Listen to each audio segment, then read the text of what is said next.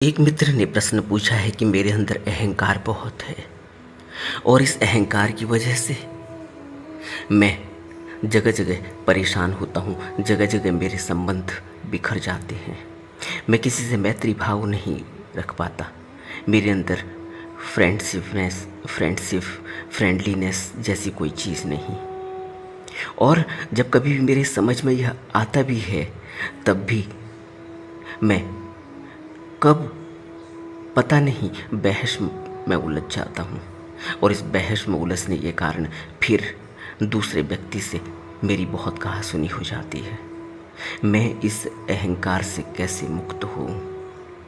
आप मेरी मदद करें। सबसे पहले तो अहंकार को समझने की कोशिश करनी चाहिए कि अहंकार या ईगो किसे कहते हैं, क्यों पैदा होता है यह अहंकार। अहंकार सभी के अंदर है। ऐसा नहीं है कि अहंकार आप में ही है।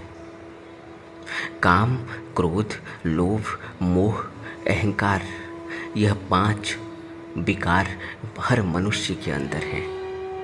यह प्राणी के अंदर यह विकार या यह गुण या यह अवगुण रखे इसीलिए हैं कि वह इनके जरिए एक्टिव हो सके, इनकी जगह वह क्रियान्वित हो सके, वह अपने कार्यकलापों को इस संसार में कर सके। जब भी इनमें कोई बैलेंस नहीं होता तभी परेशानी शुरू हो जाती है, तभी दिक्कत शुरू हो जाती है। काम भी मनुष्य के अंदर है। एक छोटे से बच्चे को हम देखते हैं, उसके अंदर कोई काम नहीं होता, कोई वासना नहीं होती, लेकिन जैसे ही वक्त बदलता है, जैसे ही उसके अंदर हार्मोनल चेंजेस आती हैं, जैसे ही उसकी उम्र बढ़ती है, वैसे वैसे उसके अंदर वासना अंदर से ही निकलने लगती है। इसी तरीके से क्रोध है। क्रोध एक हद तक ठीक है, लेकिन उसकी एक लिमिट है। क्रोध कहाँ करना है, कहाँ नहीं करना है, इसमें पारंगत होना चाहिए। क्रोध कहाँ करना है, कहाँ नहीं करना है, इसके लिए होश चाहिए। और अगर होश न हो तो क्रोध जहाँ नहीं करना चाहिए वहाँ भी मनुष्य क्रोध कर बैठता है। आपने देखा होगा, रास्ते में चल रहे हैं, एक पागल जिसका दिमाग खराब हो चुका है, फटे पुराने कपड़े पहने हुए हैं, एक पाँव में चप्पल पहना हुआ है, एक पाँव में जूता पहना हुआ है, बाल लंबे बिखरे हुए हैं, जटाएं बध गई हैं, कई दिनों से नहाया नहीं है, मुंह काला हो चुका है, मैल जम चुकी है, जगह जगह पूरे शरीर में जुएं पड़ चुके हैं, और किसी को देखकर गाली देने लगता है। और जब गाली देने लगता है, पत्थर उठाने लगता है, तो अगर कोई व्यक्ति जिसका क्रोध पर कोई काबू न हो और जिसके अंदर कोई बुद्धि और विवेक जिसका खत्म हो चुका हो, वो व्यक्ति क्या करेगा? वह व्यक्ति उससे उलझ जाता है। अब एक पागल व्यक्ति से उलझ कर क्या कर लेंगे? उसको मार भी देंगे तब भी क्या हो जाएगा। लेकिन अगर उसने गुस्से में और अपने पागलपन में हाथ उठा दिया, मारपीट कर दी, पत्थर मार दिया या दांत काट लिया, तो नुकसान हमें ही होने वाला है। उसका कोई नुकसान नहीं, वह तो उसी अवस्था में ही है। वह तो रोज रोड में ही रहता है। लेकिन जो बेवकूफ़ होता है वह उस पागल व्यक्ति को गाली देने लगता है, पागल व्यक्ति से उलझ जाता है। यह मूढ़ व्यक्ति के लक्षण हैं, जिसका अपने क्रोध पर कोई काबू नहीं, उसके लक्षण हैं। इसी तरीके से लोभ है। लोभ जागता है जब अपनी किसी वस्तु को जो इकट्ठा किया गया है उसमें आसक्ति होने लगती है, लोभ पैदा हो जाता है। इसी तरीके से मोह पैदा होता है, छूट जाने का दुख, और अगर छूट गया तो उसके प्रति बहुत ज़्यादा दुख पैदा होता है। लोभ, मोह, अहंकार, इस तरीके से अहंकार है। अहंकार, ये मैं का भाव ही मनुष्य को इस संसार में दौड़ाए रखता है। लेकिन अहंकार जब बहुत डिसबैलेंस हो जाता है, जब उसकी मात्रा ज़्यादा हो जाती है, जब व्यक्ति अपनी अहंकार को संतुष्ट नहीं कर पाता, जब व्यक्ति अपने मैं भाव को संतुष्ट नहीं कर पाता, जब वो जो चाहता है वो मिल नहीं पाता, तो क्रोध पैदा होता है। अहंकार और क्रोध एक दूसरे से बहुत नज़दीक से जुड़े हुए हैं। अहंकार और तृष्णा एक दूसरे से बहुत नज़दीक से जुड़ी हुई है। तृष्णा पैदा होती है, मनुष्य दौड़ता है, और अगर ना पा पाए तो अहंकार को चोट लगती है। अहंकार यानी मैं भाव हर जगह है, और यह मैं भाव जब बढ़ने लगता है तो मनुष्य का दुखी होना स्वाभाविक है, उसका जगह जगह उलझना स्वाभाविक है, और कितनों से उलझेगा।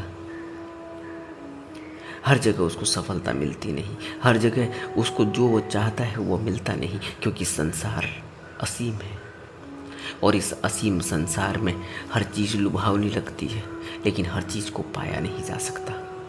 और अहंकारी व्यक्ति जब अपने अहंकार से लबालब भर जाता है, जब उसका मैं भाव और बड़ा हो जाता है, तो फिर उसको हर जगह से दुख मिलना स्वाभाविक है। उसको घर में भी दुख मिलता है, घर से बाहर भी दुख मिलता है। वह जहाँ जाता है वहीं अपने मैं भाव को आगे रखता है, और मैं भाव को कोई भी बर्दाश्त नहीं करता, कोई भी पसंद नहीं करता। कहीं तुम्हें झुकना होगा, कहीं तुम्हें किसी व्यक्ति की माननी होगी, कहीं तुम्हें किसी व्यक्ति के साथ संबंध बनाने हैं, किसी व्यक्ति के साथ अगर मित्रता रखनी है, किसी व्यक्ति के साथ अगर बातचीत रखनी है, तो फिर उसकी भी सुननी होगी। अपनी ही हर जगह नहीं थोपी जा सकती, अपनी ही हर जगह नहीं चलाई जा सकती। और जो व्यक्ति अहंकारी हो जाता है, जिसका अहंकार बढ़ जाता है, उस व्यक्ति को हर तरफ से चोट, हर तरफ से दुख, हर तरफ से उसकी हर तरफ से उसको दुख मिलता है। और जब दुख मिलता है, जब उसके अहंकार पर चोट लगती है, तो फिर वो अकेला महसूस करने लगता है, क्योंकि अब वो किसी से उसकी बनती नहीं, किसी को वो बर्दाश्त नहीं कर पाता, और उसका स्वभाव धीरे धीरे इस तरह का बन चुका होता है, यह उसका धर्म बन चुका होता है, और इस धर्म की वजह से उसको दुख मिलता है। और यह दुख जैसे जैसे दुख मिलता है, वैसे वैसे उसके क्रोध, उसका द्वेष बढ़ने लगता है। यह अहंकार ही है जो बाकी के सभी विकारों को और भी ऊर्जा देने लगता है, और जैसे जैसे ऊर्जा मिलने लगती है, वैसे वैसे सभी विकार एक दूसरे से खुराक लेके, एक दूसरे से ऊर्जा लेकर सर उठाने लगते हैं, और व्यक्ति अकेला रह जाता है। तब उसे पछतावा होता है, लेकिन अब पछतावे से कुछ किया नहीं जा सकता, क्योंकि अब सर से ऊपर पानी चला गया। बेहतर यही है कि अपने अहंकार को जल्द से जल्दी पकड़ना चाहिए। जो व्यक्ति समझदार है, बुद्धिमान है, वह अपने अहंकार को देखता है। और देखता कैसे है? अहंकार को देखने की विधि बुद्ध ने बताई, विपश्यना। बुद्ध ने कहा कि विपश्यना साधना करें तो अहंकार टूटता है, मैं का भाव पिघलता है, विकार दूर होने लगते हैं, अपनी कमियां, अपनी कमजोरियां दिखाई देने लगती हैं, मन में लगी हुई मैल धुलने लगती है, मन निर्मल होने लगता है। तब साधक को पता लगता है कि लोग बहुत दुखी हैं। तब साधक को पता लगता है कि मेरे दुख का कारण मेरा मैं भाव है, और इस दुख को दूर करने के लिए ही बुद्ध ने मैत्री भावना का आगाज किया। मैत्री भावना को हमें बताया कि मैत्री भावना, सक्रिय मैत्री भावना, जब सक्रिय करुणा बनती है तो वही करुणा मैत्री बन जाती है। करुणा, इसीलिए बुद्ध ने करुणा पर जोर दिया कि करुणा पैदा करो। करुणा धीरे धीरे मैत्री का रूप ले लेती है, और जब सगुण और सक्रिय हो जाती है करुणा तो मैत्री बन जाती है। पहले तो करुणा का ही जन्म होता है, बाद में उस करुणा से मैत्री निकलने लगती है। क्योंकि जब भी व्यक्ति करुणामय होता है, दूसरे की मदद करता है, दूसरे के दुख सुख का हिस्सा बनता है, तो स्वतः ही एक दूसरे के नज़दीक आने जाने लगते हैं। एक दूसरे के नज़दीक आने से मित्रता संबंध बनने लगता है। लेकिन मित्रता और मैत्री दोनों में थोड़ा सा अंतर रखना चाहिए। मैत्री यानी फ्रेंडशिप और फ्रेंडलीनेस, इसमें थोड़ा सा अंतर है। फ्रेंडलीनेस सभी के लिए होती है, इसमें कोई भी ऐसा फर्क नहीं है कि किसी के साथ होगी किसी के साथ नहीं होगी, कोई कैटेगराइजेशन का सवाल ही नहीं है। इसीलिए यह करुणा से उपजती है, क्योंकि करुणा मनुष्य का स्वभाव बन जाता है। करुणा मनुष्य के अंदर होती है।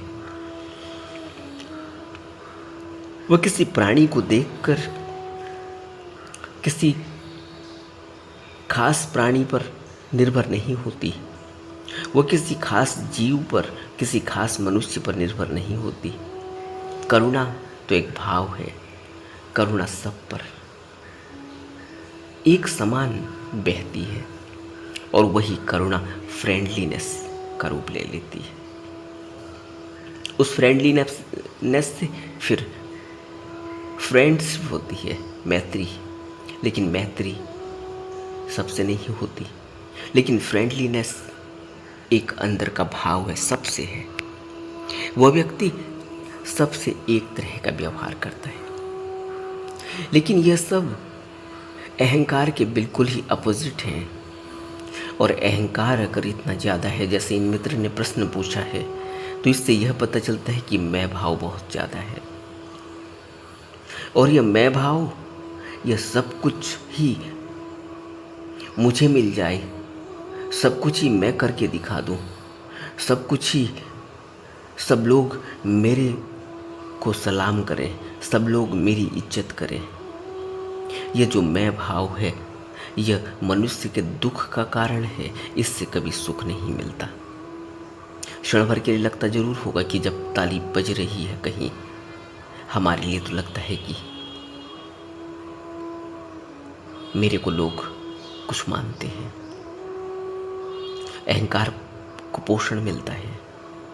लेकिन वक्त ऐसा भी आएगा जब ताली नहीं बजेगी, जब निंदा होगी, तब अहंकार को चोट लगती है। और यह अहंकार को लगी हुई चोट क्रोध को जन्म देती है, द्वेष को जन्म देती है, और अहंकारी व्यक्ति किसी भी हद तक गुजर जाता है।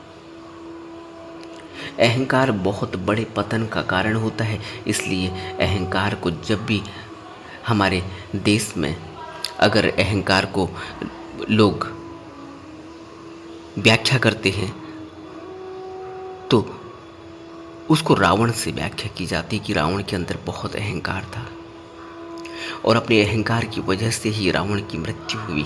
तो इसलिए अहंकार को समझना चाहिए। अहंकार अगर हद से ज़्यादा हो गया, अगर अहंकार में व्यक्ति ने अपने आपा भाव को छोड़ दिया, तो उस दुख के सिवाय और कुछ नहीं मिलता, और वो दुख उसको धीरे धीरे नरकगामी बना देता है। और अहंकार से अगर, जैसे इन मित्र ने प्रश्न पूछा है कि अहंकार से कैसे निजात मिले, तो विपश्यना साधना करनी चाहिए। क्यों अहंकार विपश्यना से दूर होता है, क्यों अहंकार पर विराम लगता है, अहंकार शांत होता है विपश्यना से? क्योंकि विपश्यना में हम दूसरे की तरफ नहीं देखते, अपनी तरफ देखते हैं। विपश्यना का सबसे बड़ा गुण यही है कि मनुष्य बाहर की साधना नहीं करता, अंदर की साधना करता है। अपने आप को शरीर से, मन से, वेदनाओं से, अपने आदतों से, अपने मन में लगी हुई मैलों को देखने का विपश्यना एकमात्र साधन है। और विपश्यना कैसे करते हैं, इस पर हमने पहले ही बहुत बात कर ली है। विपश्यना के प्रकार कितने हैं, इस पर भी हमने बात की है। विपश्यना से पहले आनापान स्मृति योग करना होता है ताकि मन स्थिर हो सके, मन शांत हो सके, मन रुक सके, हमारे अंदर स्मृति का जन्म हो, हम एक जगह ठहर सकें, हमारे अंदर स्थिरता पैदा हो। इस सब के लिए आनापान स्मृति योग करना चाहिए। अपनी आती जाती सांस पर ध्यान टिकाना, जो कुदरत जन्य तरीके से चल रही है। अपनी तरफ से सांस लेनी नहीं, अपनी तरफ से सांस छोड़नी नहीं। जैसी भी सांस आ रही है कुदरत से, उसको वैसे ही महसूस करना, अपनी तरफ से कुछ जोड़ना नहीं।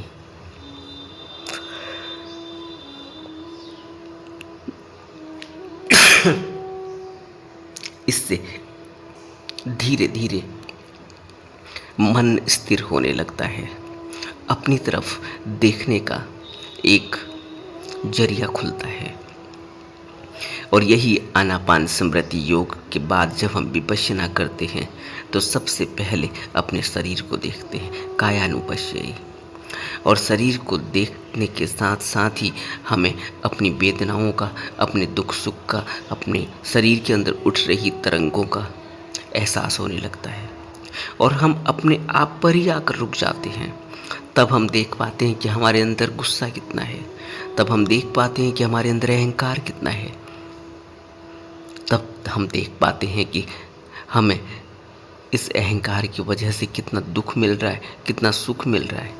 तब हम देख पाते हैं कि हम किस तरह से एक झूठी दुनिया में दुनिया बनाकर जी रहे हैं, एक सपनों की दुनिया में जी रहे हैं, एक अहंकार से पोषित की हुई दुनिया, एक मैं भाव, आत्म भाव से पोषित की हुई दुनिया में जी रहे हैं। इसकी कोई हकीकत नहीं है, तब पता चलता है। और जब यह पता चलता है तो मनुष्य शांत होने लगता है, उसका अहंकार स्वतः ही, उसका मैं भाव पिघलने लगता है। अब मैं किस बात की, उसे पता चलता है कि किस बात की मैं, मुझे तो पता ही है कि मैं कौन हूँ। दूसरे को मैं कितने दिन दबा लूँगा, दूसरे के ऊपर मैं कितने दिन गुस्सा कर लूँगा, मेरी हकीकत तो मैं जानता ही हूँ। जब भी व्यक्ति को अपने बारे में जानकारी मिलती है विपश्यना के माध्यम से, वह शांत और स्थिर होने लगता है, उसके विकार दूर होने लगते हैं, उसके मन में जमा मैल धुलने लगती है, मन निर्मल होने लगता है। तब साधक को पता लगता है कि लोग बहुत दुखी हैं, और जिस तरह से मैंने अपने दुख का अंत किया, अपने दुख को कम किया, उसी तरह से सब लोग अपने दुख को कम कर सकते हैं, अपने अहंकार को कम कर सकते हैं, अपने मैं भाव को कम कर सकते हैं, और प्रेम और करुणा के साथ जीवन बिता सकते हैं। तब वो दूसरों के प्रति प्रेम और करुणा का भाव पैदा करता है। और जहाँ वो कल तक अहंकार से लोगों को भला बुरा कह रहा था, अहंकार से लोगों को दबा रहा था, आज वही व्यक्ति प्रेम और करुणा से लोगों की मदद करता है। प्रेम और करुणा के भाव से उसके अंदर लोगों के प्रति सहानुभूति पैदा हो जाती है, लोगों के प्रति एक सेवा का भाव पैदा हो जाता है कि मैं बांट सकूं, जो मुझे मिला है उसे बांट सकूं, ज़रूरतमंद को दे सकूं, किसी के दुख का साझीदार बन सकूं, किसी के दुख को दूर करने में मदद कर सकूं, और किसी को सुख दे सकूं। सुख के 2 पल अगर मैं किसी के साथ बिता सकूं तो ये मेरे लिए अहोभाव होगा। इससे ग्रेटिट्यूड का जन्म होता है, अहोभाव का जन्म होता है। विपश्यना साधना से अहंकार तो टूटता ही है, और दूसरी ओर ग्रेटिट्यूड पैदा होता है। और यह ग्रेटिट्यूड मनुष्य को अहोभाव से भर देता है। इतना कुछ मिला है, मेरे बिना किए हुए मिला हुआ है, जो मैं कभी करके पा नहीं सकता, वो मुझे वैसे ही मिला है, तब पता चलता है। और तब व्यक्ति झुकना सीख जाता है। और जिस व्यक्ति ने झुकना सीख लिया, उसका अहंकार फिर रहता नहीं। तो हमें अपने अहंकार को अगर गिराना है, अपने अहंकार को तोड़ना है, अपने अहंकार से अपने को मुक्ति दिलानी है, तो उसके लिए हमें विपश्यना साधना से गुजरना होगा। विपश्यना साधना को अपने जीवन का अनिवार्य हिस्सा बनाना होगा। और कुछ ही दिनों में हम पाएंगे कि हमारा जीवन पूरी तरह से बदल गया और हम बहुत सुखी होने लगे। आज तक जो हम अहंकार से दुखी हो रहे थे, अहंकार की वजह से जो हमें इतने कष्ट, इतनी पीड़ा और इतनी शारीरिक और मानसिक बीमारियां लगी हुई थी, वो सब धीरे धीरे ठीक होने लगी। और धीरे धीरे व्यक्ति अहंकार से मुक्त हो जाता है, करुणा और दया का सागर हो जाता है और इंसान के अंदर दूसरे के प्रति मदद का भाव, सेवा का भाव पैदा हो जाता है। नमो बुद्धाय।